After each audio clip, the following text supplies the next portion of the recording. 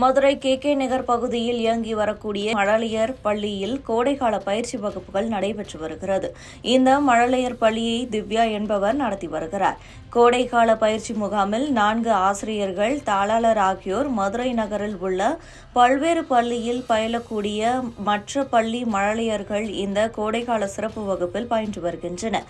மதுரை ஊத்தங்குடி பகுதியைச் சேர்ந்த அமுதன் என்பவரது 4 வயது மகள் ஆருத்ரா ஸ்ரீ இளர் மழலையர் பள்ளியில் தனது நண்பர்களுடன் பள்ளி வளாகத்தில் விளையாடிக் கொண்டிருந்தபோது பள்ளி வளாகத்தில் சுமார் 12 அடி ஆழம் கொண்ட தண்ணீர் தொட்டிற்குள் எதிர்பாராத விதமாக விழுந்துள்ளார்.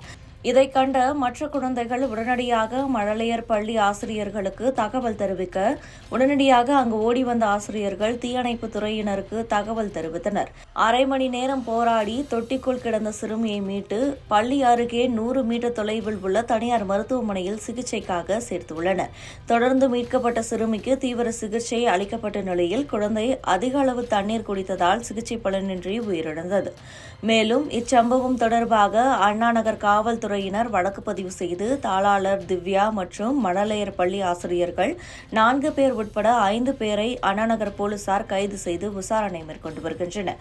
மேலும் குழந்தை உயிரிழந்தது தொடர்பாக பள்ளி நிர்வாகத்தின் தரப்பில் இருந்து உயிரிழந்த குழந்தையின் பெற்றோருக்கு தகவல் தெரிவிக்காமல் இருந்து வந்ததாகவும் கூறப்படுகிறது. இந்த சம்பவம் தொடர்பாக பள்ளியில் பயிலக்கூடிய மற்ற மாணவர்களின் பெற்றோருக்கு தகவல் தெரிவிக்க உடனடியாக மற்ற குழந்தைகளின் பெற்றோர்கள் பள்ளிக்கு வருகை தந்து குழந்தைகளை அழைத்து சென்றனர். மழலையர் பள்ளியில் கோடைக்கால பயிற்சியின் போது 12 அடி ஆழம் கொண்ட தண்ணீர் தொட்டிக்குள் ஆருத்ரா என்கின்ற 4 வயது குழந்தை தொட்டிக்குள் விழுந்து உயிரிழந்த சம்பவம் சோகத்தை ஏற்படுத்தியுள்ளது. முறையாக அனுமதியுடன் மழலையர் பள்ளி இயங்கியதா என்பது குறித்தும் முறையான பாதுகாப்பு வசதிகள் உடன் பள்ளி இயக்கப்பட்டதா என்பது குறித்தும் போலீசார் மற்றும் அதிகாரிகள் விசாரணை மேற்கொண்டு வருகின்றனர். இப்போதைக்கு வந்து